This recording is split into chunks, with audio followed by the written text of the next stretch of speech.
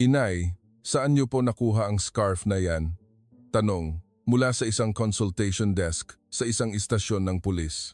Si Mika, isang batang ina na may pasa na sanggol sa likod, ay balisang nakatayo habang may luha sa kanyang mga mata. Ha? Ano po, yon? Nang makita ng nasa katanghaliang gulang na babae sa kanyang harapan ang luma at pulang scarf na nakapulupot sa leeg ni Mika, bigla itong namutla. Itong scarf. Kailan mo pa ito pag-aari? Nanginginig ang boses ng babae. Mula pa po noong bata ako. Hindi ko na po matandaan, sagot ni Mika. Sa sandaling iyon, bumuhos ang luha mula sa mga mata ng babae. Hinawakan niya ang mga kamay ni Mika ng napakahigpit na para bang ayaw na niyang bitawan. Ang iyong pag-subscribe at pag-like sa channel na ito ay magbibigay ng init sa kuwentong ito. Kung maaari, i-comment mo kung nasaan ka ngayon at hihilingin naming mapuno ng magandang kapalaran ang lugar na iyan. Alas 4:30 ng umaga sa isang lumang apartment sa Maynila. Ang tanging tanawin mula sa bintana ay ang pader na semento at mga kinakalawang na tubo ng tubig. Nakatayo si Mika Santos sa kusina, pasan-pasan pa rin ang kanyang sanggol. Gumalaw ang sanggol sa loob ng baby carrier. Tila nagugutom na ito. Lumapit si Mika sa kalan. Pinindot niya ang pihitan. Click-click. Tanging tunog lang ang nariringkig, ngunit walang apoy na lumalabas. Sinubukan niya ulit. Ganoon pa rin. Noon lamang napansin ni Mika ang isang abiso sa ibabaw ng mesa. Isang notice ng hindi nabayarang tangke ng gas. Nakasulat sa pulang tinta. Ay titigil ang supply. Kahit sana gatas na lang. Bulong ni Mika sa sarili habang inaabot ang electric kettle. Isinaksak niya ito at pinindot ang switch. Walang reaksyon. Walang pulang ilaw na umilaw, walang tunog ng kumukulong tubig, pati kuryente ay pinutol na rin. Madilim at malamig ang silid. Ilang araw na ring hindi gumagana ang electric fan na pwede sanang pampainit kung babaliktarin. Lumabas ang puting singaw mula sa bibig ni Mika. Ang tanging init na kanyang nararamdahan ay mula sa katawan ng sanggol na nakapasan sa kanyang likod. Binuksan ni Mika ang aparador at kinuha ang lata ng gatas. Kalahati na lang ang laman. Naglagay siya ng powder sa bote at binuksan ang gripo. Malamig na tubig ang dumaloy. Nanginginig ang kanyang mga daliri sa lamig. Ibinuhos niya ang malamig na tubig sa bote at inalog ito. Hindi natunaw ng maayos ang gatas. May mga puting buo-buong lumulutang. Pasensya ka na, ina. Pasensya na si nanay, sabi ni Mika. Itinaas niya ang bote, handa nang ipainom sa sanggol, ngunit natigilan siya. Ayos lang kayang ipainom sa kanya ang ganito kalamig na gatas? Paano kung sumakit ang tiyan niya? Saan ako kukuha ng pampagamot? Nanigas ang kanyang mga kamay sa ere. Noon, tumunog ang kanyang telepono. Lumitaw sa screen ang pangalang landlord. Nag-atubili si Mika sandali bago sinagot ang tawag. Hello? Si Miss Santos ba ito? Mataas at strikto ang boses ng landlord. Opo, ako nga po. Kung hindi mo mababayaran ang mga atraso mo sa upa ngayong linggo, hindi na kita mahihintay pa. Kinagat ni Mika ang kanyang labi. Bigyan niyo pa po sana ako ng kaunting panahon. Sa susunod na linggo po, makukuha ko na ang sahod ko sa part-time job. Miss Santos, may mga problema rin ako. Hanggang ngayong linggo na lang. Bigla na lang pinutol ang tawag. Tanging ang tut na tunog na lamang ang naiwan sa kanyang tainga. Ibinaba ni Mika ang telepono, sumandal sa pader at tumingala sa kisame. Ang kisameng may amag ay bahagyang natatanaw sa dilim. Sa kanyang likuran, nagsimulang umiyak ang sanggol. Hudyat na ito na gutom na siya. Kailangan ni Mika na pakainin ang kanyang anak. Ngunit tila wala na siyang lakas kahit na iangat man lang ang kanyang mga braso. Sandali na lang ina anak, konting tiis na lang, paus niyang sabi. Ipinikit ni Mika ang kanyang mga mata.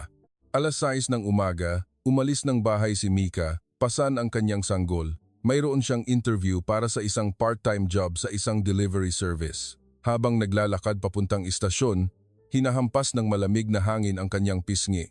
Sumasayaw sa hangin ang dulo ng pulang scarf na nakapulupot sa kanyang leeg. Ang interview ay sa opisina ng isang logistics center.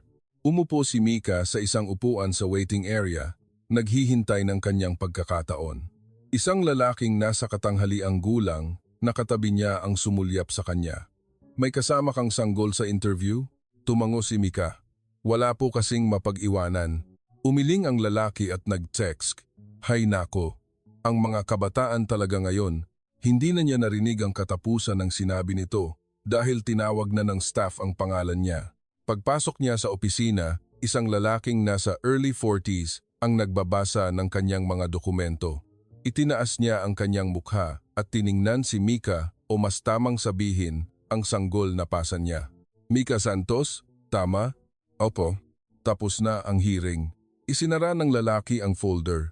"Pero, maaga po akong dumating at nakalagay pa po sa anunsyo na hearing pa kayo.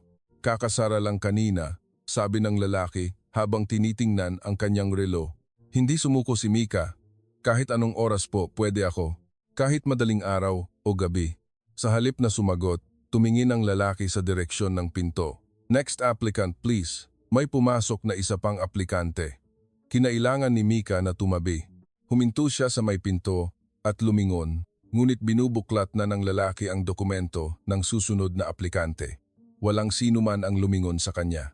Paglabas ng logistics center, naglakad si Mika papuntang sakayan ng bus. Masyadong malayo para lakarin pa uwi. Pagod na rin ang kanyang sanggol. Dumating ang isang bus. Sumakay si Mika sa harap na pinto at itinap ang kanyang beep card. Insufficient balance. Malamig ang tunog ng makina. Sinubukan niya ulit. Insufficient balance. May umubo sa likuran niya. Tumingin sa kanya ang driver. Nagtama ang kanilang mga mata. "Ah, sandali lang po," sabi ni Mika. Kinapa niya ang kanyang mga bulsa. May nakuha siyang ilang barya. Nang bilangin niya, 10 piso lang. Kulang na kulang para sa pamasahe. "Kung wala kang pamasahe, bumaba ka na," walang galang na sabi ng driver. Isang pasahero sa likod ang nag-etsk. "Ano ba yan? Ang tagal." Yumuko si Mika at bumaba ng bus. Sumara ang pinto at umalis ang bus, nag-iwan ng amoy ng diesel sa hangin. Mas hinigpitan ni Mika ang yakap sa kanyang sanggol. Nagsimulang umambon mula sa langit.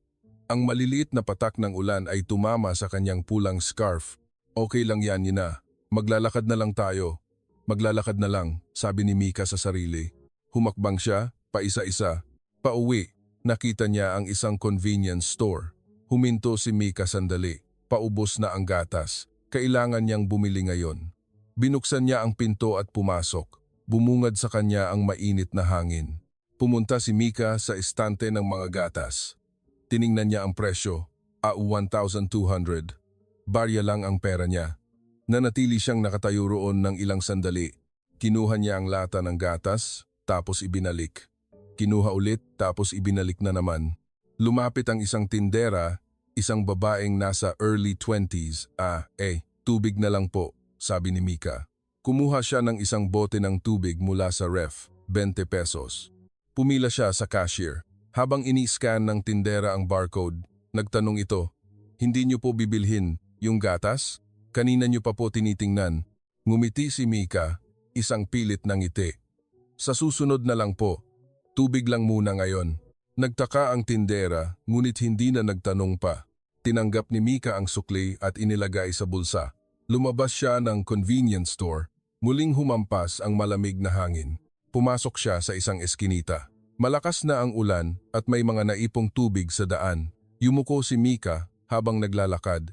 Gumalaw ang sanggol sa kanyang likod, tila nagising na.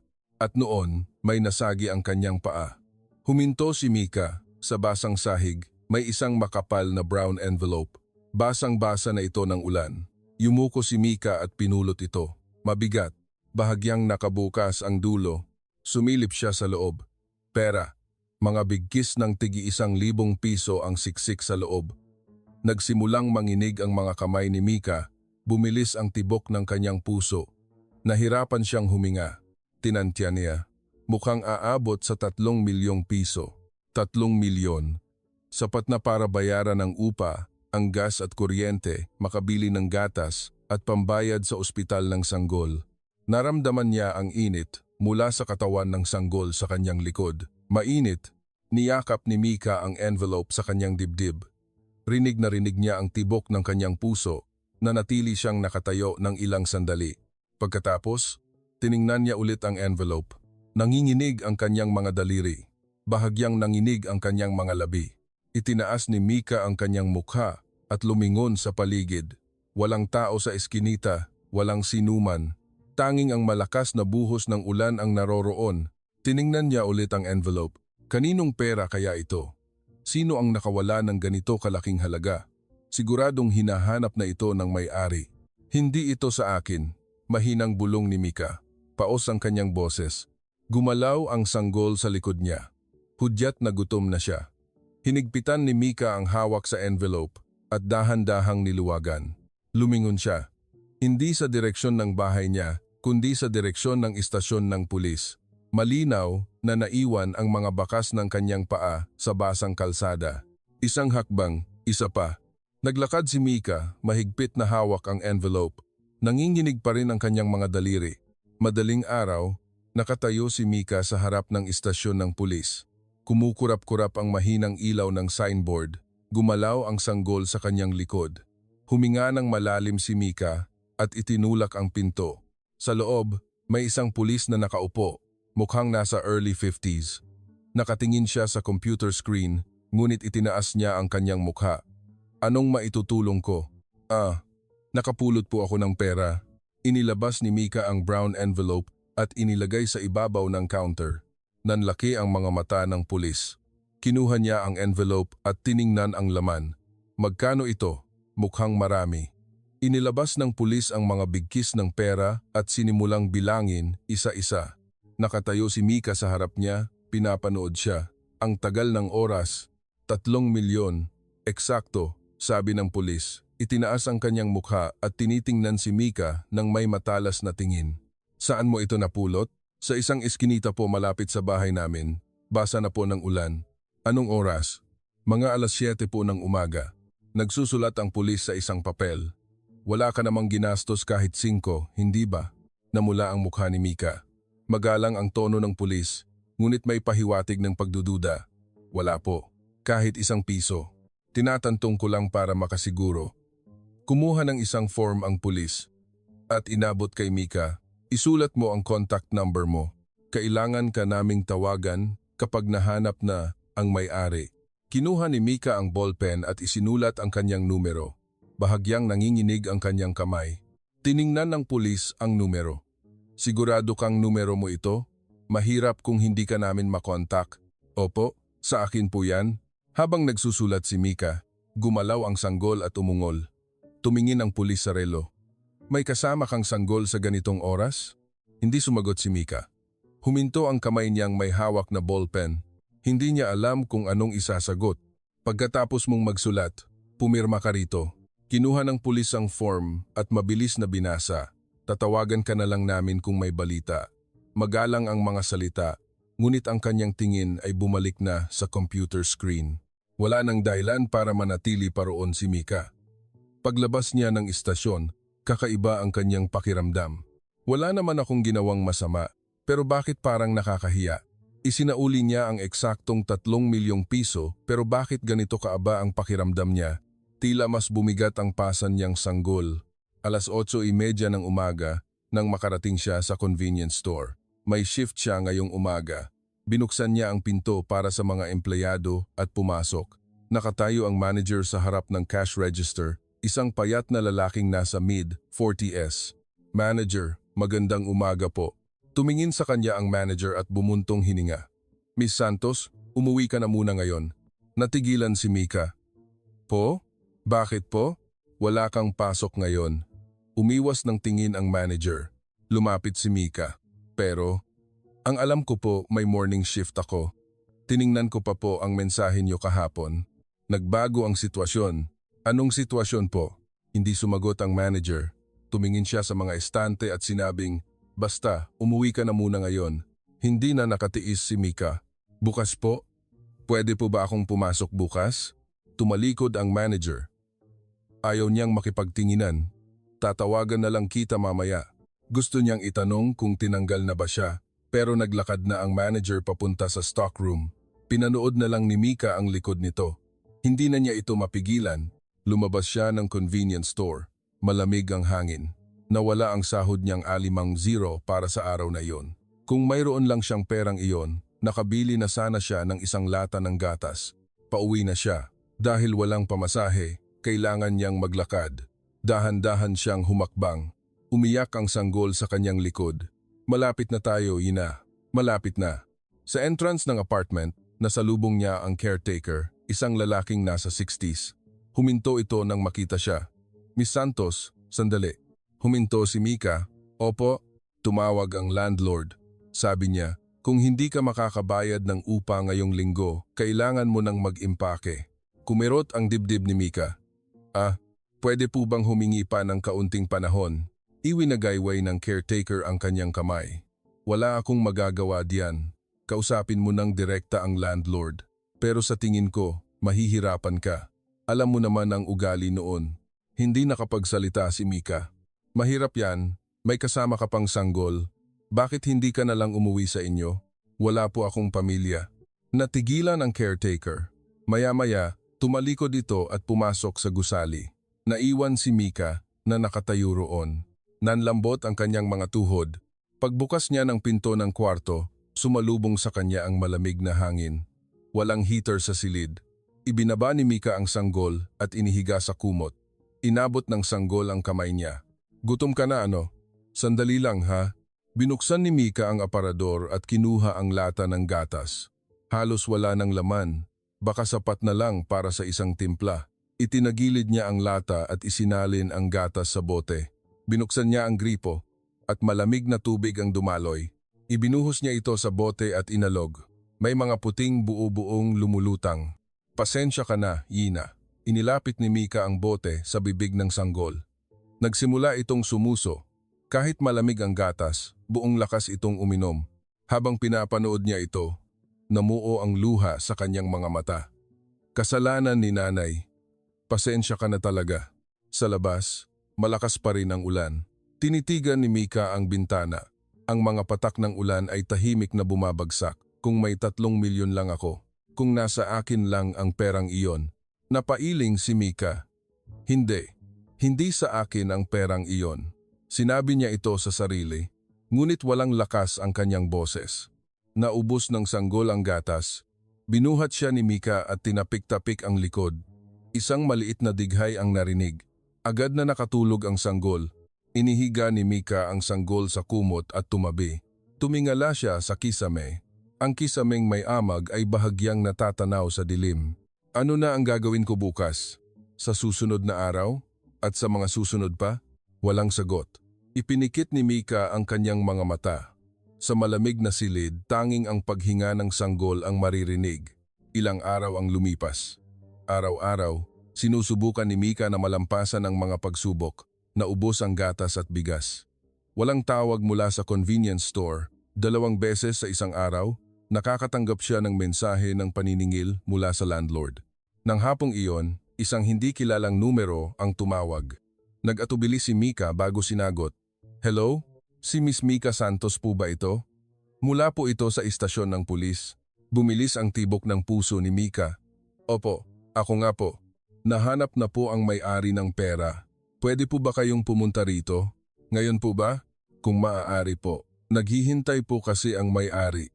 Pinutol ni Mika ang tawag at ipinasa ng sanggol. Hinigpitan niya ang pagkakatali, malamig ang hangin sa labas. Habang naglalakad papuntang istasyon, nakatulog ang sanggol. Marahan ang paghinga nito sa kanyang likod. Pagdating sa istasyon, may isang babaeng nakaupo sa loob. Isang babaeng nasa katanghaliang gulang, mukhang nasa early 60s. Nakasuot ng eleganteng coat at maayos ang buhok.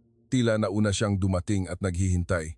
Pagbukas ni Mika ng pinto, itinaas ng pulis ang kanyang mukha. Andyan ka na pala, dito ka. Umupo si Mika. Nagtama ang kanilang mga mata ng babae. Tiningnan siya nito. At pagkatapos ay ibinaba ang tingin sa pulang scarf na nakapulupot sa leeg ni Mika. Sabi ng pulis habang binubuklat ang mga dokumento, ito si Gang Elisa Reyes, ang may-ari ng pera. At ito naman si Miss Mika Santos, ang nakapulot. Tumango si Gnang Reyes, ngunit ang kanyang mga mata ay nakatutok pa rin sa scarf ni Mika. Ang dulo ng scarf ay may kakaibang pagkakatali. May kakaibang hugis ang buhol.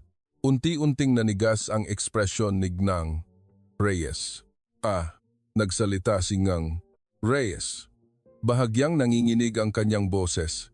Ang pagkakabuhol na yan, ikaw ba mismo? Nagtaka si Mika, kakaibang tanong. Opo. Mula pa po noong bata ako, ganito na ang ginagawa ko. Mula pagkabata? Opo. Mula pa noong nasa ampunan ako. Bakit po? Namutla ang mukha ni Gaeng. Reyes. Bahagyang nanginig ang kanyang mga labi. Sumingit ang pulis. Gaena, Reyes, ayos lang po ba kayo? Oo, ayos lang ako, sagot ni Gaeng. Reyes, ngunit hindi niya inaalis ang tingin kay Mika, nailang si Mika. Bakit ganito makatingin sa kanya ang babaeng ito? Inaayos ng pulis ang mga dokumento. Sige, ituloy na natin ang proseso. Gang. Reyes, tama po ba ang halaga? Oo, tama. Kung gusto niyo pong magbigay ng pabuya, pwede na po ngayon. Akmang kukuha ng pera signang. Reyes, mula sa kanyang pitaka, ngunit natigilan. Sa halip, kumuha siya ng isang business card. Nanginginig ang kanyang kamay. Pwede mo ba itong tanggapin? Tinanggap ni Mika ang card. Nakasulat ang pangalang Elisa Reyes at isang numero ng telepono. Pwede ba kitang tawagan ulit? Mahinang tanong ni Gaeng. Reyes. Sinubukan niyang makipagtinginan ngunit umiwas si Mika. Bakit po? Gusto ko lang pong magpasalamat ng maayos. Hindi sumagot si Mika. Kakaiba. Bakit ganito ang interes sa kanya ng may-ari ng pera? Naramdaman niyang hindi siya komportable. Tinipon ng pulis ang mga dokumento. Sige, tapos na tayo rito. Pakipirmahan na lang po. Pumirma si Mika. Pumirma rin si Gnang. Reyes. Tinanggap ng pulis ang mga dokumento. Salamat po. Pwede na po kayong umalis. Tumayo si Mika. Paalis na sana siya nang habulin siya ni Gang. Reyes. Sandali lang po. Huminto si Mika at lumingon. Pwede ko bang malaman kung saang ampunan ka galing? Nanliit ang mga mata ni Mika. Bakit niyo po tinatanong? Wala lang. Na-curious lang ako. Wala naman pong dahilan para maging curious kayo. Naging malamig ang boses ni Mika. Tila naguluhan si Gnang. Reyes at iwinagayway ang kanyang kamay. Pasensya na. Kakaiba ba pakinggan? Hindi ko rin alam kung bakit. Hindi na niya natapos ang sasabihin. Tila namumula ang gilid ng kanyang mga mata. Nang makita ito ni Mika, umatras siya. Sige po, mauna na ako. Tumalikod si Mika. Narinig niya ang boses ni Gang. Reyes sa likuran. Hihintayin ko ang tawag mo. Hindi sumagot si Mika. Naglakad siya palayo. Habang papalayo sa istasyon, lalong gumulo ang kanyang isipan. Pauwi, habang dumadaan sa isang sakayan, kinausap siya ng isang matandang babae. Naku, iha, ang lamig para sa baby mo. Yumuko si Mika at bumati. Okay lang po, Lola. Ang hirap talaga maging batang ina ngayon, ano? Ganyan din ako dati. Tiningnan ng matanda ang scarf ni Mika.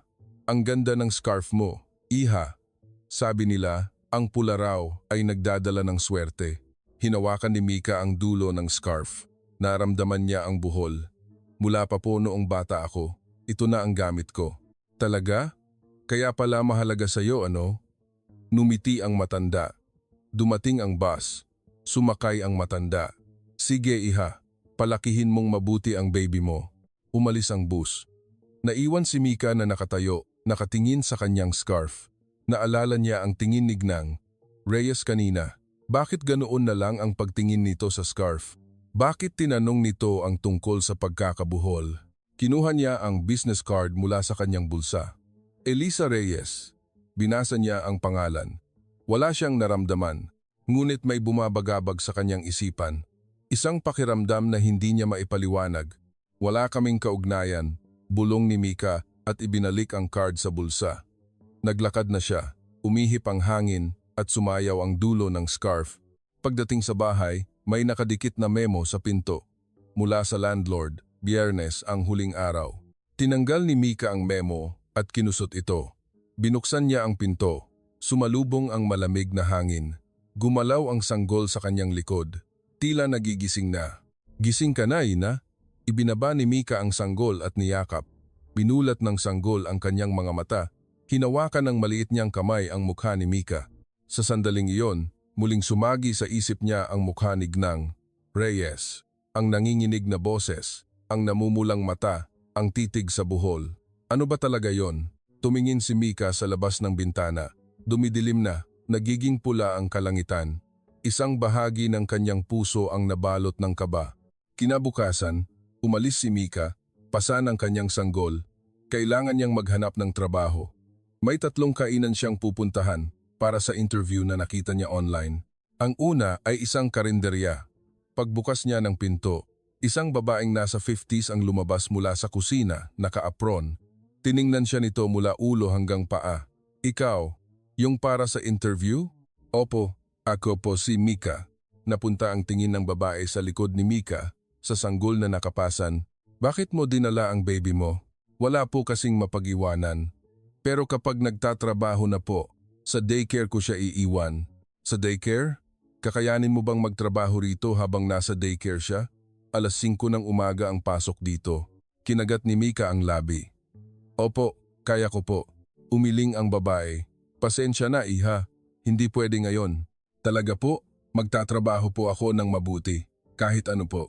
Tatawagan ka na lang namin. Tumalikod na ang babae papasok sa kusina. Hindi na nakapagsalita si Mika. Lumabas siya ng karinderya. Ganoon din ang nangyari sa pangalawang interview. Tiningnan ng may-ari ng isang Chinese restaurant ang resume ni Mika. Wala ang ama ng bata? Wala po. Ako lang po ang nagpapalaki sa kanya. Ganoon ba? Ibinaba ng may-ari ang resume. Mahirap yan. Hanggang alas 12 ng gabi kami rito. Okay lang po. Kaya ko po. Bumuntong hininga ang may-ari. Iha, huwag mong pilitin ang sarili mo. Busi kami rito. Tatawagan ka na lang namin kapag may bakante. Lumabas si Mika. Pumunta siya sa pangatlong interview, isang tindahan ng onigiri. Pagbukas niya ng pinto, isang batang lalaki ang nakatayo sa counter, mukhang nasa early 30s. Para po sa interview. Sandali lang po. Pumasok ang lalaki sa loob at bumalik na may dalang mga dokumento. Mika Santos, tama? Opo. Part-time sa convenience store lang, ang experience mo, ano? Pero madali po akong matuto. Tiningnan ng lalaki ang likod ni Mika. Gumalaw ang sanggol. Saan mo iiwan ang baby mo? Hindi nakasagot si Mika. Hindi pa siya nakakahanap ng daycare. Wala siyang pera. May mapag-iiwanan ka ba o wala? Maghahanap pa po. Isinara ng lalaki ang mga dokumento. Kung ganoon, bumalik ka na lang kapag nakahanap ka na. Sa ngayon, mahirap. Yumuko si Mika. Lumabas siya ng tindahan. 3 beses siyang tinanggihan. Pauwi. Nasalubong niya ang landlord sa entrance ng apartment, isang lalaking nasa early 60s. Huminto ito nang makita siya. Miss Santos. Opo, sir. Nakita mo na ang memo, di ba? Opo. Nag-cruise ang mga braso ng landlord. Sabi ko, hanggang ngayong linggo lang, hanggang Biyernes. Bigyan niyo pa po sana ako ng kaunting panahon. Ilang beses ko bang uulitin? Negosyo ito, hindi charity. Yumuko si Mika. Pasensya na po. Kahit hanggang Lunes na lang po sana ng susunod na linggo. Hindi pwede. Matigas na sabi ng landlord. Kung hindi mo mababayaran ang upa sa Biyernes, mag-impake ka na. Ito na ang huling babala. Nilagpasan siya ng landlord at naglakad palayo. Naiwan si Mika na nakatayo roon. Nanlambot ang kanyang mga tuhod. Bumalik siya sa kwarto. Isinara ang pinto, sumandal sa pader, at napaupo. Ibinaba niya ang sanggol at inihiga sa kanyang kandungan. Kumurap-kurap ang mga mata ng sanggol. Ina, anong gagawin ni nanay? Sa halip na sumagot, inabot ng sanggol ang kanyang kamay at hinawakan ang daliri ni Mika. Maliit na kamay. Mainit. Bumuhos ang luha mula sa mga mata ni Mika. Noon, tumunog ang telepono. Hindi kilalang numero. Pinunasan niya ang kanyang luha at sinagot. Hello? Si Miss Mika Santos po ba ito? Ako po si Elisa Reyes. Nagkita po tayo sa istasyon ng pulis. Naalala ni Mika, ang may-ari ng pera, ang babaeng kakaiba ang tingin sa kanyang scarf.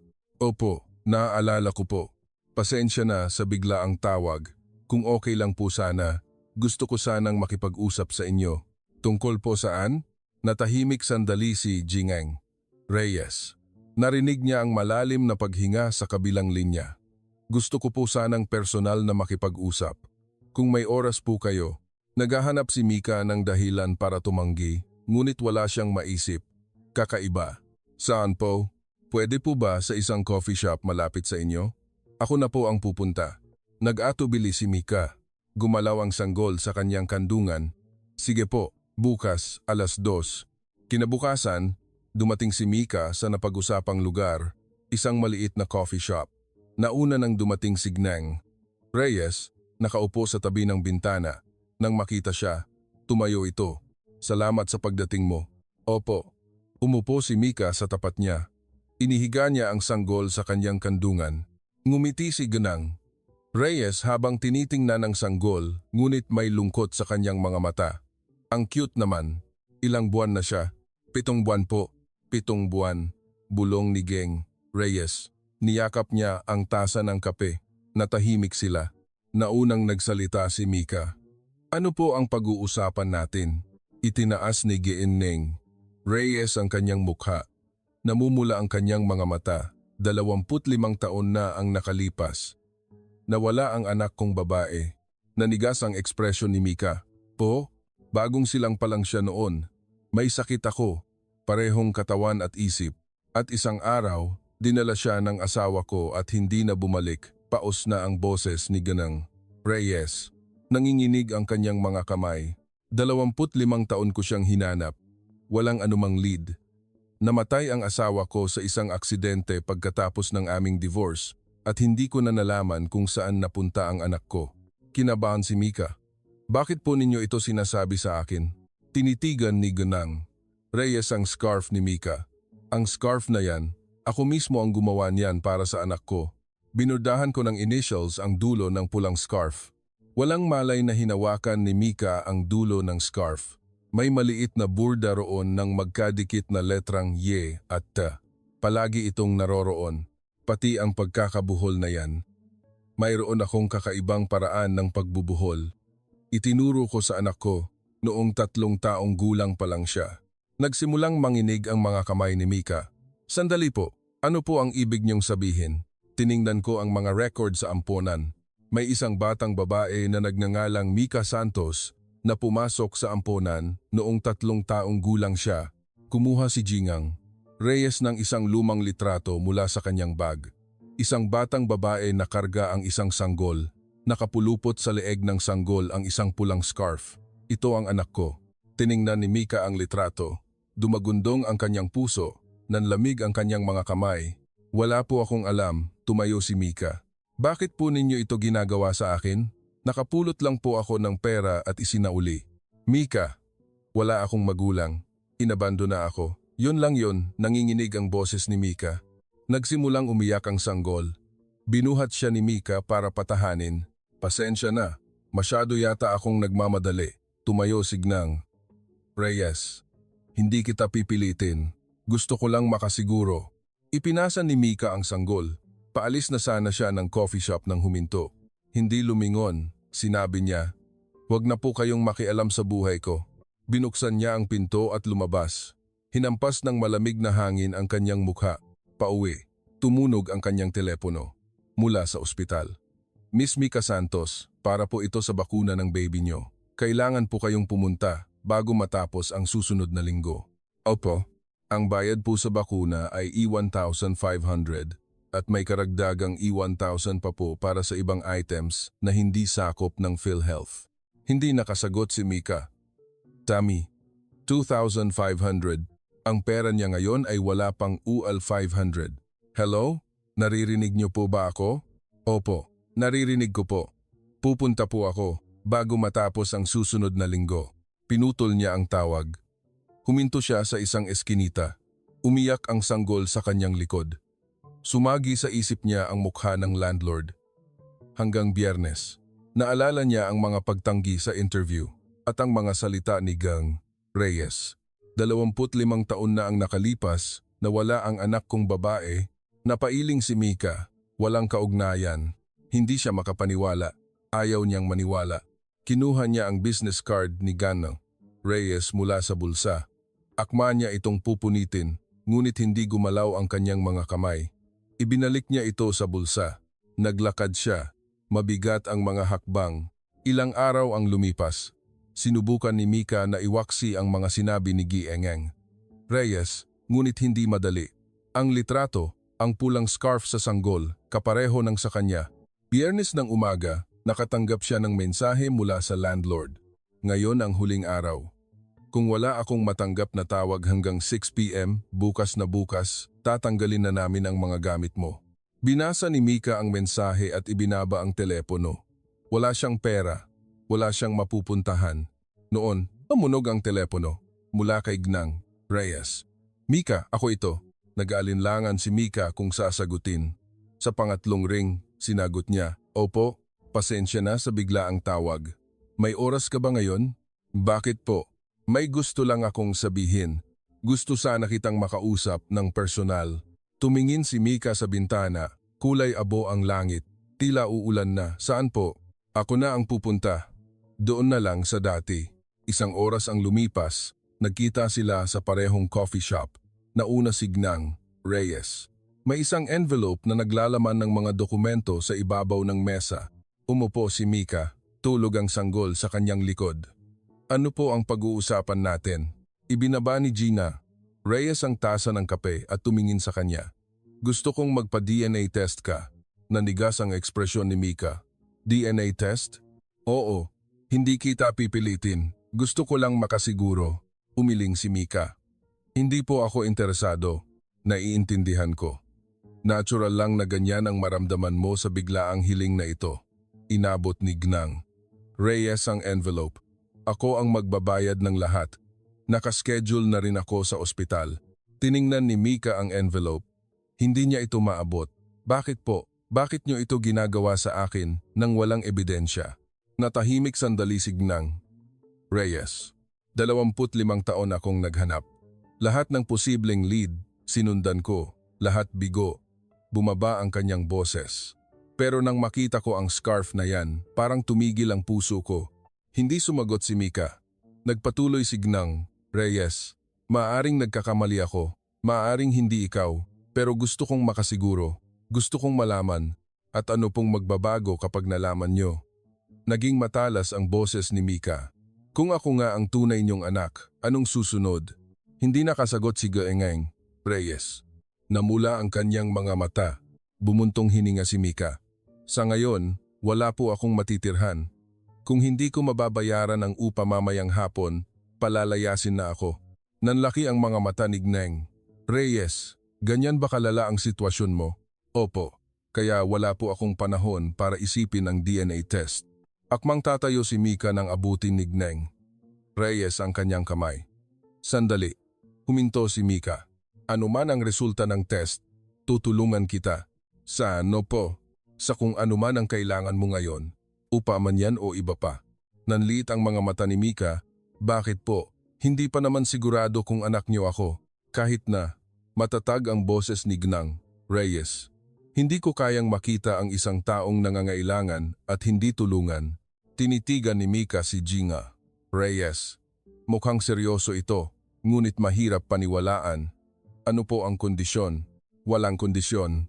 Imposible. Lahat ng tao ay may dahilan sa pagtulong. Umiling si Gnang Reyes. Kung sakaling anak nga kita, ayokong makita siyang naghihirap ng ganito. At kung hindi man, ikaw ang nagsauli ng pera.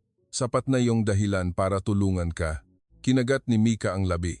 Gulong-gulo ang isip niya. Kailangan niyang tumanggi. Pero mamayang hapon ang deadline, wala siyang mapupuntahan. May isang kondisyon po ako, sabi ni Mika. Ano yon? Ano man ang resulta ng test, hayaan niyo po ang buhay ko. Huwag niyo po akong pakikialaman. Tumango si Gnang Reyes. Sige, pangako? Opo, pangako. May dumaan na emosyon sa mga mata ni Gnang Reyes.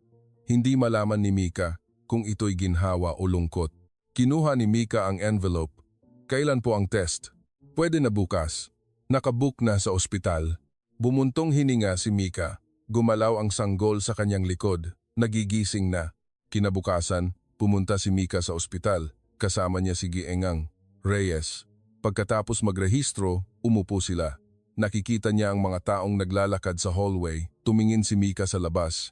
Kinakabahan ka ba? Tanong ni Gnang Reyes. Umiling si Mika. Hindi po.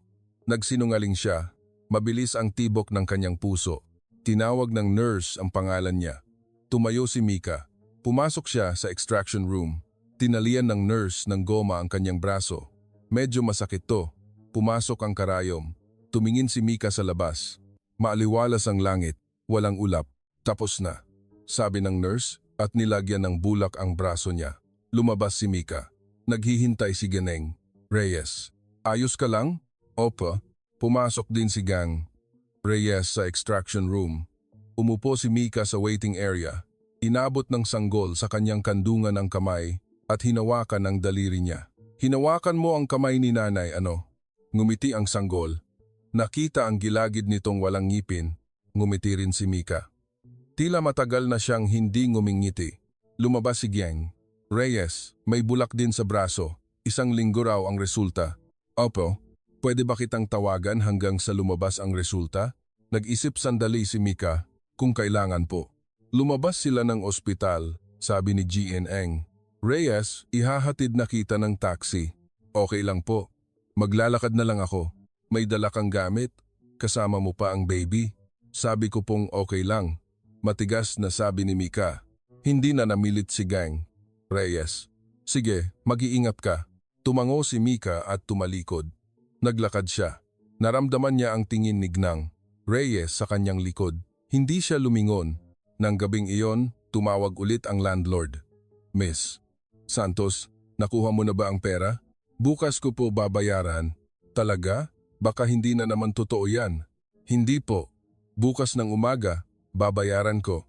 Pinutol niya ang tawag. Si Gang Reyes ang nag-abono ng upa. Ayaw man niyang tanggapin, wala siyang pagpipilian. Binuhat ni Mika ang sanggol at naglakad-lakad sa kwarto. Sa labas, nagsimulang umulan. Ina, anong gagawin ni nanay? Sa halip na sumagot, hinawakan ng sanggol ang laylayan ng damit niya. Maliit na kamay. 1 linggo.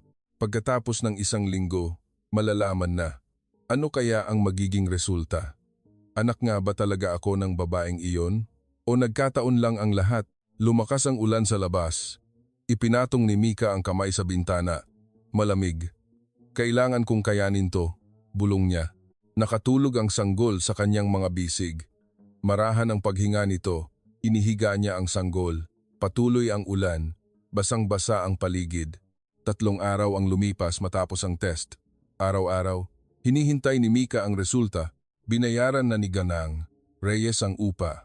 Wala nang tawag mula sa landlord. Ngunit hindi pa rin mapalagay ang kanyang loob. Pakiramdam niya, may utang na loob siya. Samantala, may bisita si Gnang Reyes. Si Kenneth Reyes, kanyang pamangkin. Nasa early 40s, isang executive sa kumpanya ng kanilang pamilya. Nakasuot ng itim na suit, makintabang sapatos. Umupo si Kenneth sa sofa sa sala. Umupo si Gnang Reyes sa tapat niya. Hindi siya nag-alok ng tsaa. Anong kailangan mo? Naunang tanong ni Gnang Reyes. Ngumiti si Kenneth, isang pilit na ngiti. Tita, nabalitaan kong may kakaibang babae kang kinikita. Nanigas ang ekspresyon ni Gang Reyes. Kanino mo nalaman? Kumakalat na ang balita. Yung babaeng nakapulot daw ng pera, binayaran mo pa raw ang upa. Pera ko yon. Wala kang pakialam kung anong gawin ko. Tinapik ni Kenneth ang kanyang tuhod. Tita, magising ka nga. Hindi mo ba alam kung anong klaseng tao ang mga yan? Anong klaseng tao? Naaamoy nila ang pera. Ang yaman mo ang habol nila. Bumuntong hininga si Gnang Reyes. Kenneth, hindi ganoong klaseng tao ang batang yon. Paano mo nalaman? Ilang araw mo pa lang siyang kilala. Tumaas ang boses ni Kenneth. Hindi sumagot si Gnang Reyes. Lumapit si Kenneth. Nagpa-DNA test pa raw kayo. Huwag mong sabihing naniniwala ka talagang anak mo siya. Tinitiyak ko lang. Tita. Umiling si Kenneth, 25 taon. Bigla na lang siyang lilitaw na may dalang pera. May ganoon bang kwento? Kinagat ni Gnang Reyes ang labi. Hindi mo maiintindihan. Sana nakita mo ang scarf. Scarf? Ang pulang scarf, kahit saan nabibili yan. Pareho ang buhol. Ang buhol na itinuro ko sa kanya. Napangisi si Kenneth. Tita, ebidensya na ba yon? Isang buhol lang? Hindi sumagot si Gnang Reyes. Tumayo si Kenneth. Huwag na po kayong gumawa ng gulo. Para na rin po sa inyo. Anong ibig mong sabihin? Payo lang po. Naglakad si Kenneth papuntang pinto. Lumingon siya. Sabihan niyo ako kapag lumabas na ang resulta. Interesado akong malaman. Sumara ang pinto. Nanatiling nakaupo si Gnang Reyes. Nang hapong iyon, bumalik si Kenneth sa opisina. Sinabihan niya ang kanyang sekretarya, "Imbestigahan mo ang babaeng nagngangalang Mika Santos. Record sa ampunan, trabaho, lahat." Masusunod po. 2 araw ang lumipas, may mga dokumento na sa mesa ni Kenneth, ang personal na impormasyon ni Mika. Binasa niya ito. Pangalan ng ampunan, petsa ng pagpasok at paglabas, kasalukuyang tirahan at trabaho. Sarado na pala ang ampunan, bulong ni Kenneth. Kinuha niya ang isang papel, ang contact number ng dating director ng ampunan. Kinuha niya ang telepono at tinawagan. "Hello?" Boses ng isang matandang babae. Signang. "Felicidad Cruz po ba? Ang dating director?" "Ako nga." "Sino to?" "Ako po si Kenneth Reyes. May itatanong lang po sana ako tungkol sa records ng ampunan." Natahimik sa kabilang linya. Nagpatuloy si Kenneth. "Naaalala niyo po ba ang batang si Mika Santos?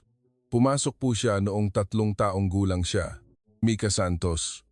"Oo, naaalala ko. Bakit?" "Kailangan ko po ang records niya noong pumasok siya." "At bakit naman?"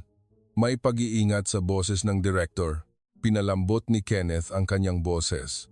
"Hinahanap po siya ng tita ko. Kailangan lang po naming kumpirmahin." "Kumpirmahin?" "Opo. Pwede niyo po bang ipadala ang records?" Matagal na katahimikan. "Wala na ang mga record na yon." "Wala na?" "Nasunog lahat sa isang sunog." 10 taon na ang nakalipas. Nanliit ang mga mata ni Kenneth. "Lahat?" "Oo, lahat." "Sige po. Salamat." Pinutol niya ang tawag. Sumandal siya sa upuan. Ngumisi siya. "Walang records ha?" Bulong niya at tinapik ang mesa. Samantala, nakatanggap si Mika ng tawag mula sa isang hindi kilalang numero mula sa DSWD, Department of Social Welfare and Development. "Si Miss Mika Santos po ba ito?" "Opo, ako nga po.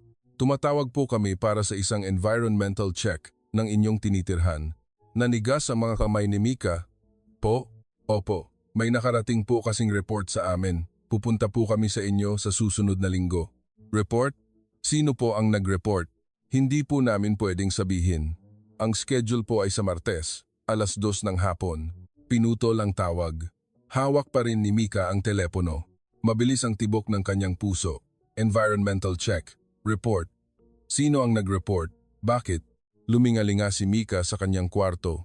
Ang malamig na silid na may amag sa pader at ang hangin na pumapasok sa mga siwang ng bintana. Ano ang mangyayari kapag nakita nila ang lugar na ito? Baka kunin nila Sina. Gumalaw ang sanggol sa higaan, minulat ang mga mata at ngumiti kay Mika. Binuhat niya ito. Nanginginig ang kanyang mga kamay.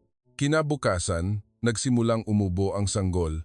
Noong una, mahina lang, pero pagdating ng hapon, lumala, nilagnat din.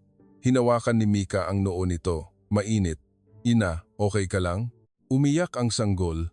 Mabilis ang paghinga. Kailangan siyang dalhin sa ospital, pero 9:00 na ng gabi. Sarado na ang mga klinika. Tumakbo si Mika sa botika. Bukas pa. Pagpasok niya, tiningnan siya ng pharmacist, isang babaeng nasa 50s. "Anong kailangan mo?" "May lagnat po ang baby ko. Pabili po ng gamot." Tiningnan ng pharmacist ang sanggol. "Ilang buwan na siya?" 7 buwan po." "Gaano kataas ang lagnat?" "Hindi ko po nasukat pero mainit po ang noo niya." Bumuntong hininga ang pharmacist. "Sa edad niya, hindi pwedeng basta-basta magbigay ng gamot. Dalhin mo siya sa ospital."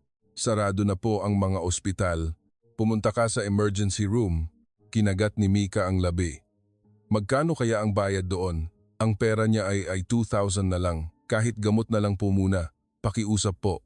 Tinitigan siya ng pharmacist. Bumuntong hininga ito at kumuha ng gamot. "Ito lang ang maibibigay ko. Bukas, dalhin mo siya sa doktor ha?" "Salamat po." Nagbayad si Mika at umalis. E500 ang gamot. E1,500 na lang ang natira. Pag-uwi, pinainom niya ng gamot ang sanggol. Umiyak ito dahil sa pait. "Sandali na lang, ina. Gagaling ka rin." Magdamag na binantayan ni Mika ang sanggol. Dahan-dahang bumaba ang lagnat. Kinaumagahan, nakatulog na ito. Sumandal si Mika sa pader at ipinikit ang mga mata. Paggising niya, wala nang lagnat ang sanggol, pero umuubo pa rin. Kailangan siyang dalhin sa ospital. Walang pera. Kinuha ni Mika ang telepono. Lumitaw ang numero ni Gneng. Reyes. Natigilan siya. Dapat ko ba siyang tawagan? Hihingi na naman ba ako ng tulong? Ibinaba niya ang telepono. Kinuha ulit. Ibinaba ulit. Hindi. Mali ito. Pero umubo ang sanggol. Cough. Cough. Parang dinudurog ang puso niya. Hindi niya tinawagan. Binuhat niya ang sanggol at tumingin sa bintana. Makulimlim ang langit. Tila uulan na. Sa Martes, ang DSWD. Ano kaya ang sasabihin nila kapag nakita ang kwartong ito? Baka kunin nila ang anak ko.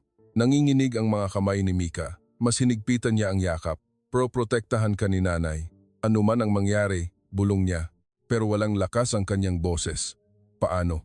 Sa labas, nagsimulang pumatak ang ulan. Ipinikit ni Mika ang mga mata. 1 linggo ang lumipas. Araw-araw, nabubuhay si Mika sa kaba. Gumaling na ang ubo ng sanggol, ngunit papalapit na ang pagbisita ng DSWD at ang resulta ng DNA test. Nang umagang iyon, pumunta si Mika sa supermarket. Kailangan niyang bumili ng gatas. Pasa ng sanggol, naglakad siya. Huminto siya sa tapat ng estante ng gatas. Up 1,200. May o 3,000 sa kanyang pitaka, pera na bigay ni Ganeng. Reyes. Kinuha niya ang lata. Noon, may narinig siyang nagbubulungan sa likod. Hindi ba siya yon? Lumingon si Mika. 2 babae ang nakatingin sa kanya. Nang magtama ang kanilang mga mata, umiwas sila pero nagpatuloy ang bulungan. Oo nga, nakita ko sa internet. Yung nakapulot daw ng pera para makalapit sa mayaman, nanigas ang mga kamay ni Mika. Anong ibig nilang sabihin? Pumunta siya sa cashier. Habang nakapila, lumingon ang isang matandang babae sa harap niya at tiningnan siya mula ulo hanggang paa. Ang mga kabataan talaga ngayon, bulong nito. Nagkunwari si Mika na walang narinig. Pagkatapos magbayad, lumabas siya. Nanginginig ang kanyang mga kamay. Pag-uwi, binuksan niya ang kanyang cellphone. Itinipin niya ang kanyang pangalan sa search bar. Lumabas ang mga resulta. Namutla si Mika. Ang babae sa likod ng envelope, paano niya ginamit ang 3 milyon para makalapit sa isang mayamang pamilya. Ang tunay na motibo sa pagsasauli ng pera, planadong paglapit, sunod-sunod na lumabas ang mga artikulo at post. Daan-daang komento. Mga ganitong tao ang pinaka-nakakatakot. Nagpapakaawa para lang sa pera. Ginagamit pa ang anak para kaawaan. Ibinaba ni Mika ang cellphone. Nanginginig ang kanyang mga kamay. Anong ginawa ko? Paus niyang sabi. Umiyak ang sanggol. Binuhat niya ito. Bumuhos ang kanyang luha. Nang hapon, dumating ang landlord. Kumatok ito ng malakas. Pinunasan ni Mika ang luha at binuksan ang pinto. Nakatayo ang landlord, naka-cruise ang mga braso. Ms. Santos, hanggang katapusan na lang ng buwan na ito. Kailangan mo nang umalis. Po? Bakit po? Bayad naman po ang upa. Tinapos ko na ang kontrata. Lisanin mo na ang kwarto bago matapos ang susunod na buwan. Nablangko ang isip ni Mika. Bakit po? Ano po ang ginawa ko? Bumuntong hininga ang landlord. Huwag mo akong tanungin. Alam mo ba kung anong kumakalat sa internet? Natatakot na ang ibang mga umuupa. May reputasyon din akong pinangangalagaan. Hindi makapaniwala si Mika. Wala po akong ginawang masama. Nagsauli lang po ako ng pera. Wala kang mapapala sa akin. Tumalikod na ang landlord. Hanggang katapusan ng susunod na buwan ha? Naiwan si Mika na nakatayo. Nanlambot ang kanyang mga tuhod at napaupo sa sahig. Bakit? Bakit nagkaganito? Hindi tumigil ang kanyang luha. Gabi na. Tumawag signang, Reyes. Mika, nakita mo ba ang mga post sa internet? Opo, nakita ko po. Inaalam ko na kung sino ang nagpakalat. Huwag kang mag-alala. Hindi nakasagot si Mika. Tila may bumara sa kanyang lalamunan. Mika, palalayasin na po ako sa apartment. Natahimik sa kabilang linya. Kailan? Hanggang katapusan po ng susunod na buwan. Hahanapan kita ng ibang lugar. Bukas na bukas. Huwag na po. Naging matalas ang boses ni Mika. Hindi ko na po kailangan ng tulong nyo. Mika, kasalanan ko ito. Kung hindi ko lang sana. Hindi po. Kung hindi ko na lang sana kinuha ang perang iyon. O, kung kinuha ko man, sana, itinago ko na lang. Hindi na niya natuloy.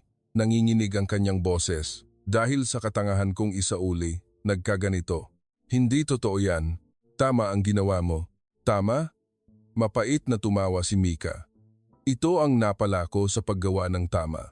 Sinasabihan ng masama sa internet, pinalalaya sa bahay, at baka kunin pa ang anak ko. Anak, anong ibig mong sabihin?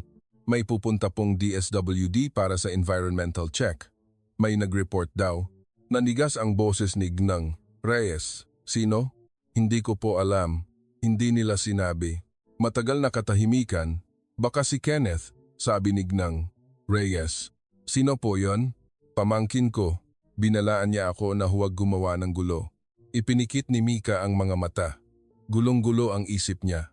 Bakit? Bakit niya gagawin? Yon, sa akin. Dahil sa pera. Natatakot siyang baguhin ko ang last will and testament ko. Wala po akong interes sa pera niyo. Alam ko. Pero hindi naniniwala si Kenneth. Bumuntong hininga si Mika. Matatapos po ba ang lahat ng ito kung mawawala na lang ako? Anong sinasabi mo? Kung mawawala na lang ako, matatapos na siguro ang lahat. Huwag mong sabihin yan. Nanginginig ang boses ni Gnang. Reyes.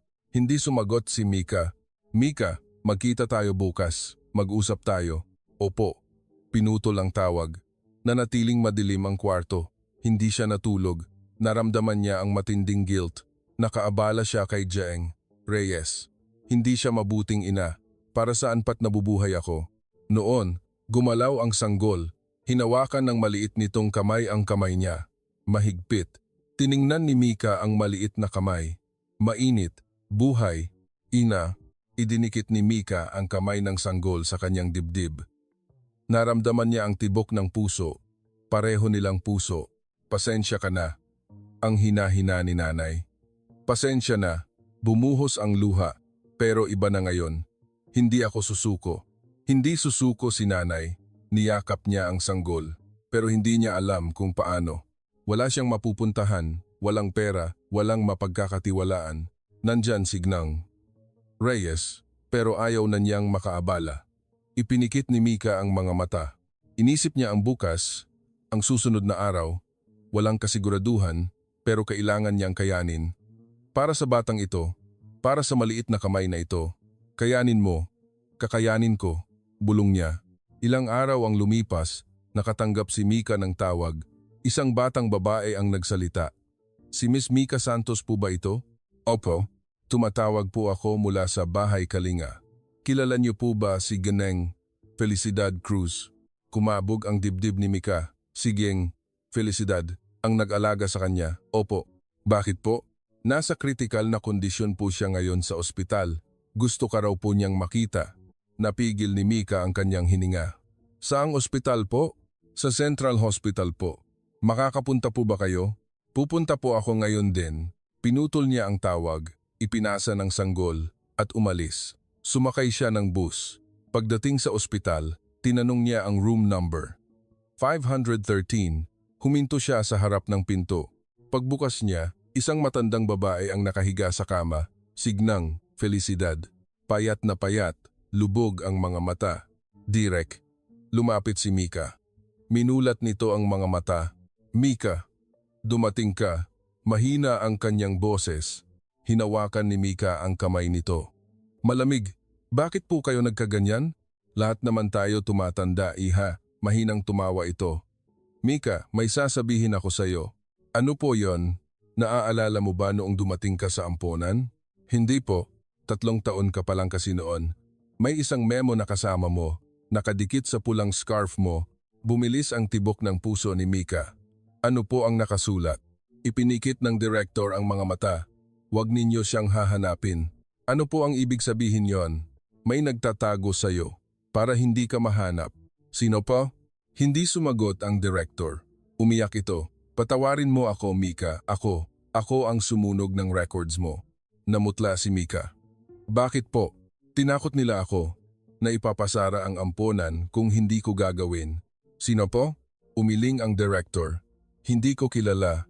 Boses lang ng lalaki sa telepono. Nasaan po ang memo? Sinunog ko. Lahat. Ipinikit ni Mika ang mga mata. 25 taon, ang nakaraan niya ay binura. Patawad, Mika, nanginginig ang boses ng direktor. Umiling si Mika. Hindi niyo po kasalanan. Biktima rin po kayo. Maging masaya ka, Mika. Yun lang ang hiling ko. Bumuhos ang luha ni Mika.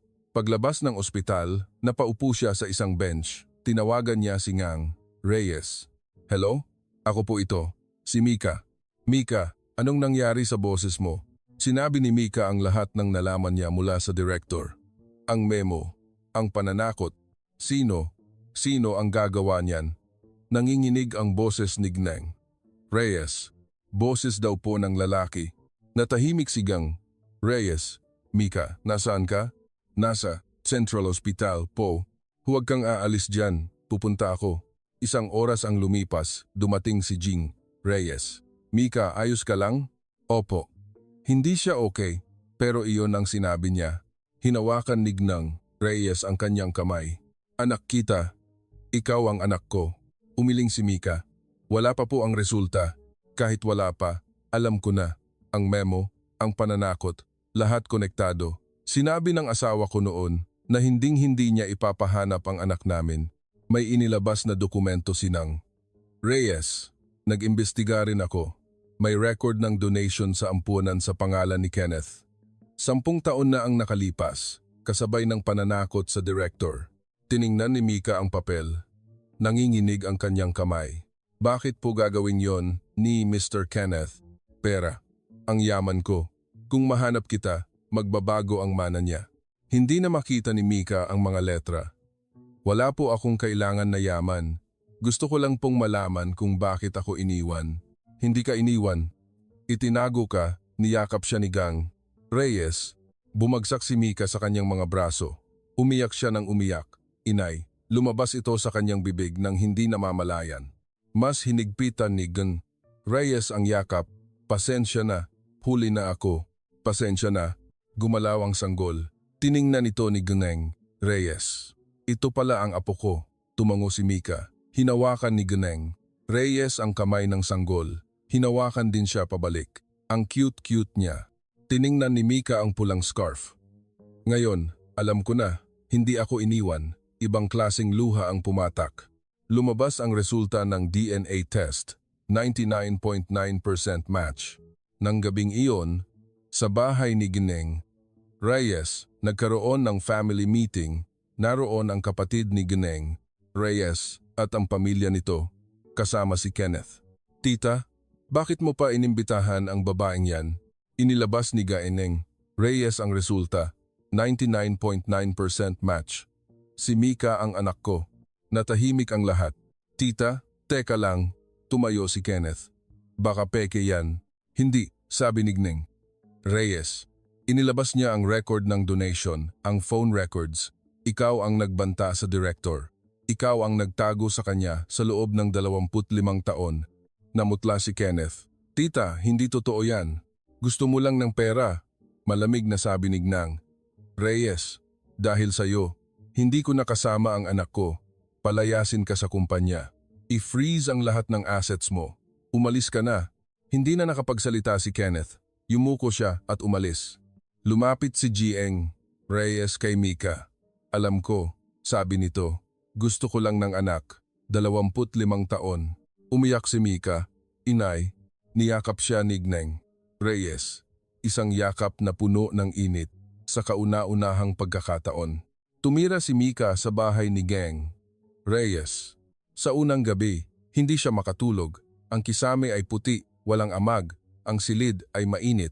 Ang sanggol ay mahimbing na natulog, hindi umiyak buong gabi. Kinaumagahan, kumain sila ng almusal. Lugaw. Masarap po, sabi ni Mika, kahit tila may bumara sa lalamunan niya. Dahan-dahan lang, sabi ng kanyang ina. Mula sa bintana, nakita niya ang hardin. Nagniningning ang natunaw na yelo mula sa ulan ng nagdaang gabi. Magandang tanawin na hindi niya nakita mula sa dati niyang apartment. Habang inaayos ang kanyang kaunting gamit, hinawakan niya ang pulang scarf. Pumasok ang kanyang ina. Ako ang gumawa niyan. Alam ko po. 25 taon, pero dala-dala mo pa rin. Ito lang po ang meron ako. Ang tanging bagay na galing sa magulang ko. Niyakap siya muli ng kanyang ina. Nandito na ako. Hindi na ako aalis. Gabi na. Tinitingnan ni Mika ang kanyang sarili sa salamin. Isinuot niya ang pulang scarf, binuhol ito sa paraang kinasanayan niya. Hindi na nanginginig ang kanyang mga daliri. Dati, nanginginig sila sa lamig, sa takot. Ngayon, hindi na. Ako naman ang magpoprotekta sa iyo, sabi niya sa natutulog na sanggol. Kinabukasan, maaga siyang nagising. Mainit ang sikat ng araw. Nag-umpisa ng matuyo ang mga daan. Binuksan niya ang bintana. Pumasok ang sariwang hangin. Nagising ang sanggol. Ngumiti ito. Gising ka na, ina? Binuhat niya ito. Tingnan mo, wala nang ulan. Pumasok ang kanyang ina. Gising na pala kayo. Halina't mag-almusal. Naglakad si Mika sa hallway. Sumisikat ang araw. Ang mga bakas ng ulan ay natutuyo na. Paparating na ang tag-araw. Anong tinitingnan mo? Tanong ng kanyang ina. Natutuyo na po ang paligid. Oo, malapit na ang tag-init. Tumango si Mika. Sa kanyang bisig, umungol ang sanggol. Tiningnan niya ito. Ina, darating na ang tag-init. Hinawakan ng sanggol ang laylayan ng kanyang damit. Maliit na kamay, mainit. Hinawakan ni Mika ang pulang scarf sa kanyang leeg. Ang buhol, 25 taon. Ngayon, alam na niya ang kahulugan nito. Halika na, kumain na tayo, sabi ng kanyang ina. Tumango si Mika. Humakbang siya. Isa-isa. Naglakad siya sa loob ng isang mainit na tahanan. Sa labas, patuloy na sumisikat ang araw. Naantig ba ang iyong puso sa kwento ngayong araw? Para sa iyo na nanood hanggang sa huli, siguradong may magandang mangyayari. Upang patuloy tayong makagawa ng mga sandaling puno ng simpatiya at aliw, mangyaring mag-subscribe at i-like ang channel na ito.